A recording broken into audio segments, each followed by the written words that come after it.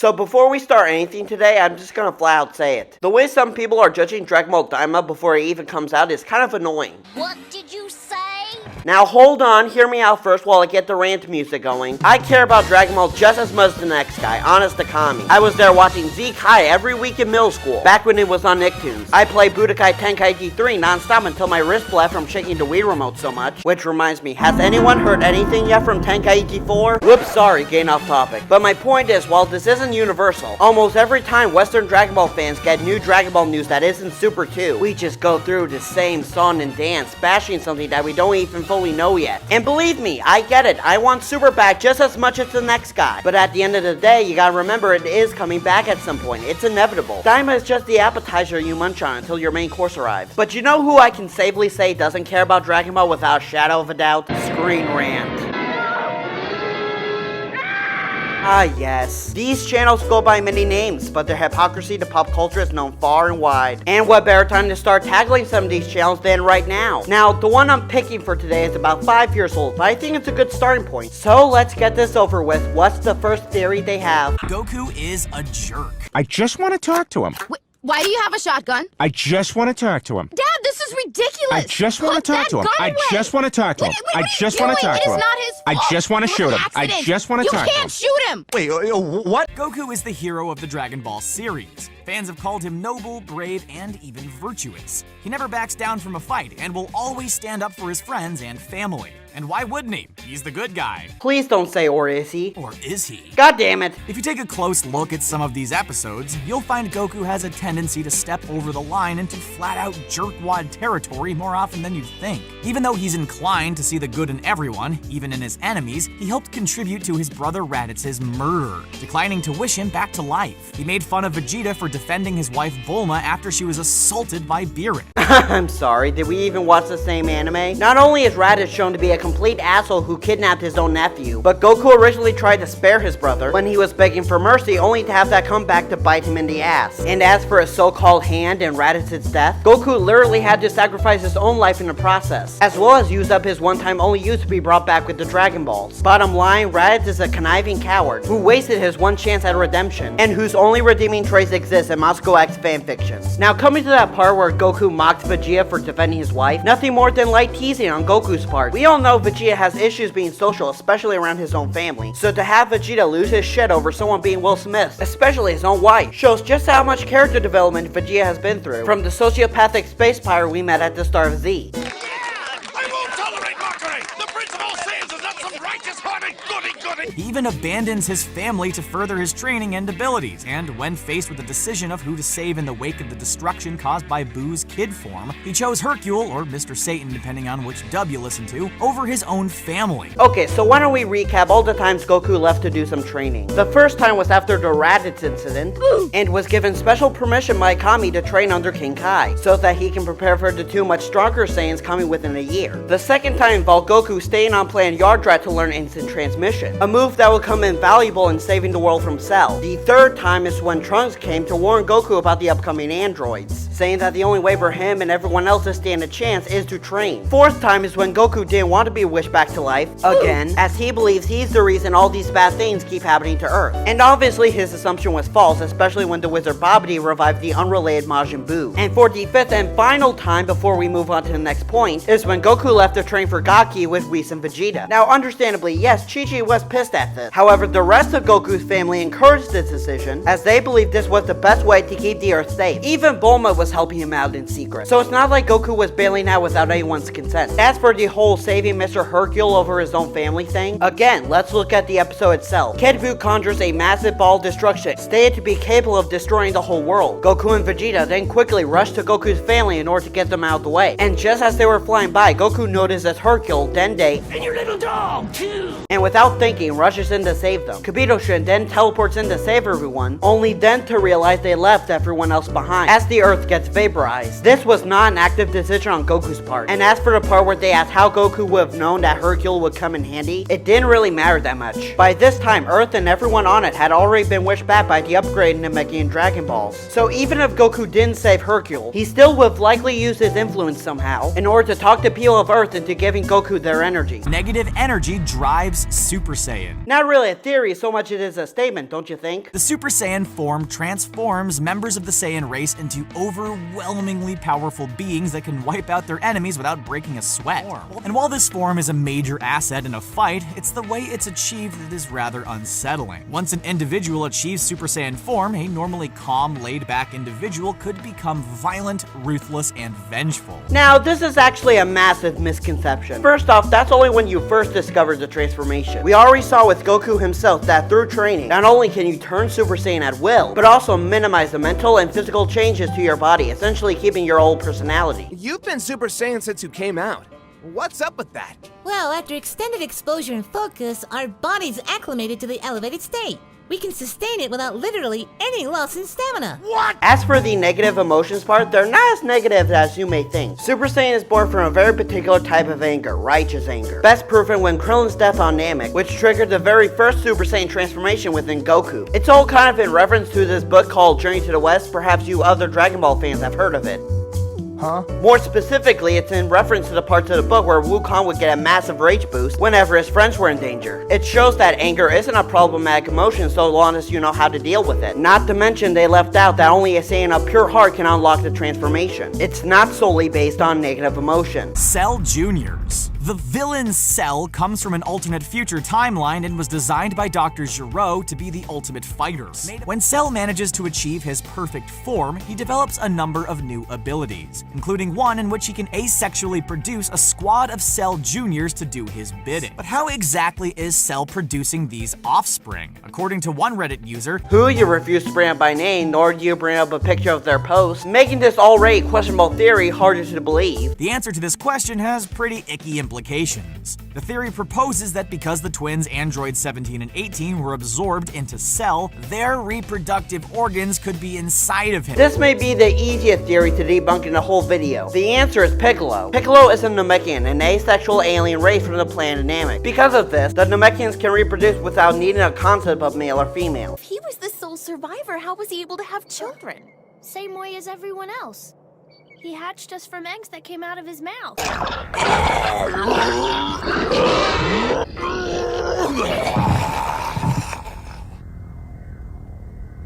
I don't want to live on this planet anymore. And while the Cell Juniors may not have come from Cell's mouth, considering he does have Piccolo's DNA, as well as his ability to regenerate, not something that is unlocked through transformation, then it would stand to reason he would have the ability to reproduce like Piccolo if he wanted to as well. It's basically the same reason why Cell would know all the Z Fighters' moves. The only one who knows that technique is Goku. And Gohan. And Master Roshi.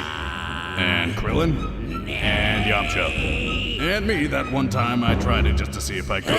Cowardly Kami. Oh, please tell me we're not going there. Kami is the guardian of Earth and the creator of the planet's Dragon Balls. While he did demonstrate affection for Earth and humans in general, he grew disillusioned by humanity's selfish tendencies until Goku came along and restored his faith. But despite his love for Goku, when it comes down to it, Kami is kind of a selfish punk. In order to win over the original guardian and serve as a successor, Kami had to separate from the evil inside himself. Had to? Kami didn't have to separate the evil from himself at all. The previous guardian, or god of Earth in the original, gave Kami a choice, either go home to wherever you came from or deal with the evil he sensed within Kami himself. And unfortunately, Kami took this as separate all the evil within him as a separate being. As to why Kami didn't go down to Earth and kill King Piccolo himself, well, it's because there are two halves of the same being, so if one dies, so does the other. Maybe there was a bit of shame, but cowardice was never a factor in Kami's decisions. Connection came into play during the Cell Saga, when Kami's reluctance to fuse with Piccolo resulted in countless deaths. Isn't Kami supposed to be the guardian of Earth? Now that is a straight up lie, and I can prove it. In both the original Japanese and the English dubs, Kami willingly fused with Piccolo on the spot. There was no hesitation.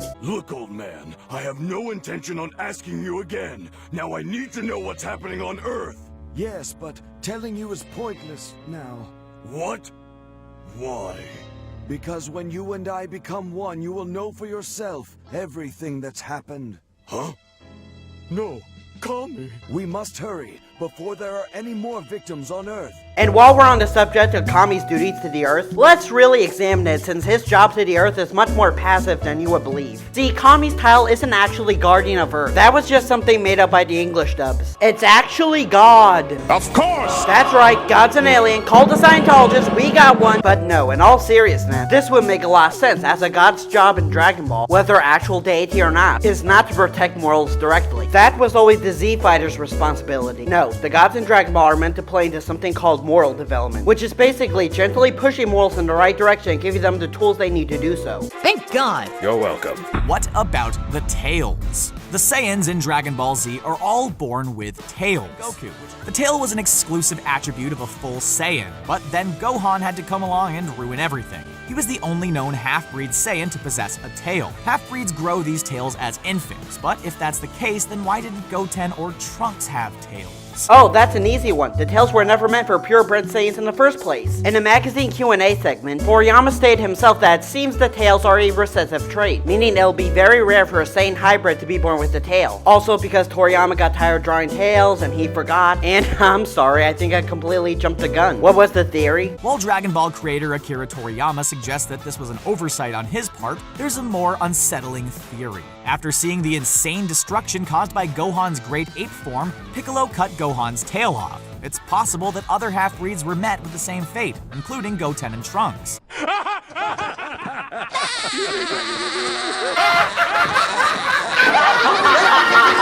I'm sorry, it's just that not only did you knew it was an oversight on Toriyama's part, but you still insist this theory would still have legs to walk on.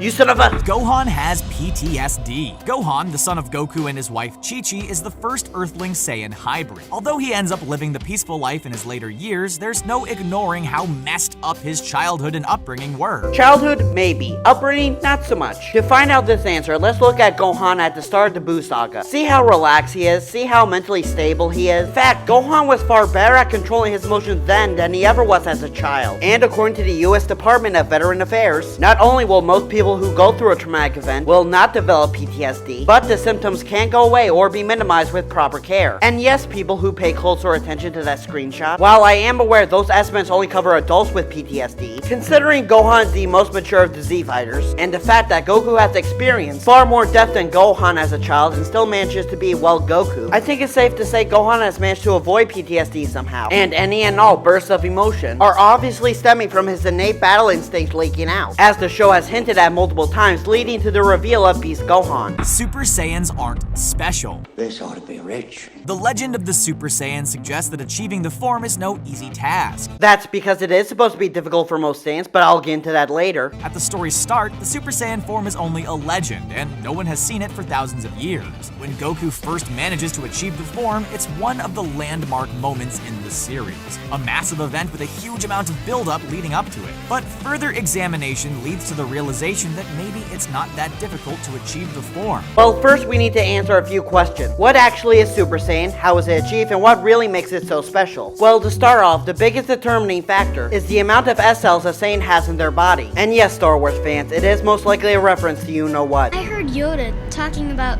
midichlorians. I've been wondering, what are midichlorians? It's heroin. Now, in official Dragon Ball lore stated by Toriyama, S cells are a unique part of Saiyan biology, and large amounts of it are required to unlock the Super Saiyan transformation. These S cells can vary and increase due to the gentleness of said Saiyan spirit, and due to the rough lifestyles of the Saiyans on planet Vegeta. This became near impossible, hence why the Super Saiyan transformation became the stuff of legend, and why it's actually very difficult for most Saiyans to achieve this form. And while the mastered Super Saiyan form might seem impressive in theory, in reality it isn't all that special. In fact, this form's only advantage is that you can train while in it. Objection! First off, there is no direct confirmation that you can't train in Super Saiyans 2 and 3. And considering you need to train up Super Saiyan before you get Super Saiyan 2, and that Super Saiyan 3 is a thing, it's hard to imagine the same rule wouldn't apply. Secondly, once you take into account all the time and mental fortitude you need in order to get Master Super Saiyan that makes it so impressive, then yeah, I'd say it's pretty special. And before you bring up the fact that mere children like Goten and Trunks were able to unlock the form so easily, well, once again, again, and Universal lore has an answer for that. See, inheritance can also play a factor. If the Saiyan parent in question has already achieved Super Saiyan, then the kid will inherit the larger S cell count. This is because Super Saiyan is actually a triggered mutation, and is what truly makes the form so special, as it's not only the next step in Saiyan evolution, but it's also the catalyst to all the varying Super Saiyan forms we've seen throughout the show. None of them would have happened without that first Super Saiyan. These Saiyans are incredible! They just keep on growing! Every enemy they face takes them to a new level of power. Mrs. Briefs. What the hell? Mrs. Briefs, the mother of Bulma and Tights, is stunning and beautiful. Okay, Mr. Narrator, now don't be afraid. I just want to double check your eyesight real quick. Sure, she's a bit of a ditz and completely oblivious to any serious situation around her, but she always seems to know where she's going, despite the fact that her eyes are closed most of the time. After all, she's supposed to be pushing 70 during the Majin Buu saga, but she still looks like a 30-year-old model. So, what's the explanation? Supernatural face cream? Insane plastic surgery? Or is she an android designed by Dr. Briefs to retain her good looks for all of eternity?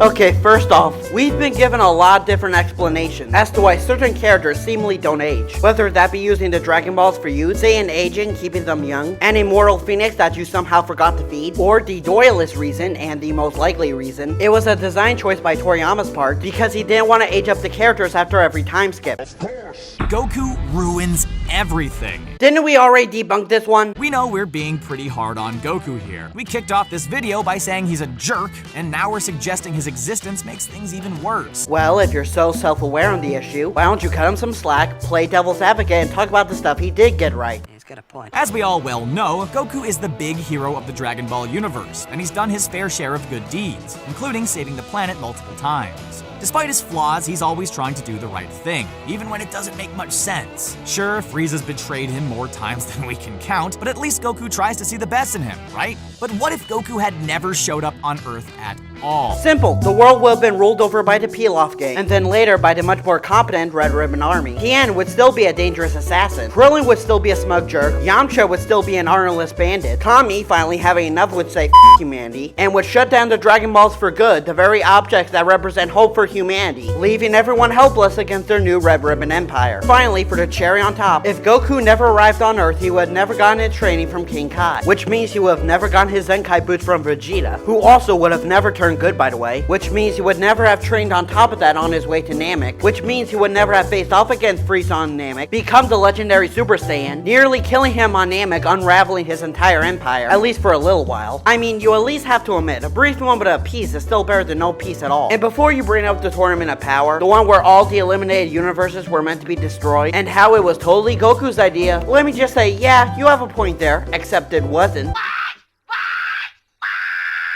First off, not only did Goku not intend for the losing universes to be destroyed, but the Grand King of the Multiverse, Zeno, both of them, long story, and both the manga and the anime already had plans to destroy all the universes in the tournament. But after seeing Goku and everyone else give it their all, and Android 17's wish to bring back all the eliminated universes, both Zenos agree that they all had a right to exist now. Something that would never have happened have Goku not suggested a tournament. So what you have in all these examples is that Goku does not ruin everything. In fact, his role in this story is quite the opposite. Jordan the Dragon Lee actually does an amazing video on this exact role, as well as how important Goku actually is. I highly recommend you check it out if you're a Dragon Ball fan, but this is not the most egregious theory in the video. No sir, that honor was saved for the very last one. Majin Buu represents America. What? No.